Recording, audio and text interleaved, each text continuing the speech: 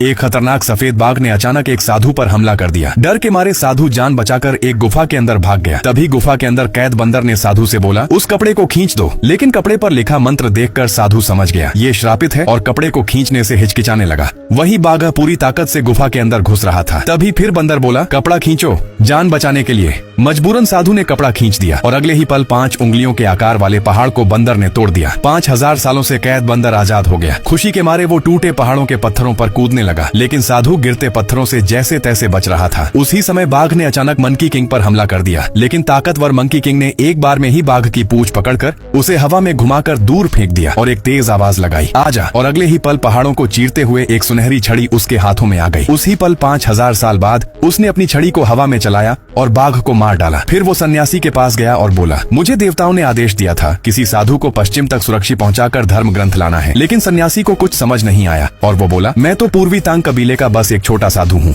Monkey king बोला, मतलब तुम वही हो, मैं देवताओं के आदेश पर तुम्हारी रक्षा करूंगा। लेकिन साधु ने उसकी मदद के लिए मना कर दिया। तभी मंकी किंग खुश हो गया और बोला, बस मेरा काम खत्म, और वहाँ से भाग गया। उसी समय अचानक साधु का बक्सा खुला और उसके अंदर से एक सुनहरा ताज निकलकर उड़ते हुए सीधा मंकी किंग के सिर में घुस गया। तभी मंकी किंग फिर से साधु के पास आया और बोला, भाई ये क्या बवासीर है, इसे उतार। लेकिन साधु बोला, मुझे इसके बारे में कुछ नहीं पता। तभी ध्यान से देखने पर साधु ने उस पर लिखे कुछ मंत्र पढ़े। तभी अचानक मंकी किंग के सिर में इतनी तेज दर्द हुआ कि उसने अपना सिर सीधा पहाड़ की चट्टान पर दे मारा, जिससे साधु भी बहुत दूर जाके गिरा। उसी समय एक देवी प्रकट हुई और मंकी किंग को बोला, अगर तुम्हें ये ताज उतारना है तो साधु को सुरक्षित लेकर बौद्ध मंदिर तक पहुंचना होगा, ताकि वो सच्चे धर्म ग्रंथ प्राप्त कर सके। तभी मंकी किंग उड़ते हुए बौद्ध मंदिर की तरफ निकल पड़ता है। लेकिन जब वो पहुंचता है तो देखता है कि साधु तो पहले से ही वहाँ है। चारों तरफ नजर घुमाने पर मंकी किंग को पता चलता है कि वो तो वापस उसी जगह आ गया है। तभी साधु बोलता है, ये प्रचंड हलवे धर्म ग्रंथ प्राप्त करना कोई हलवा नहीं है। उसे प्राप्त करने के लिए तुम्हें 81 कठिनाइयों का सामना करना पड़ेगा।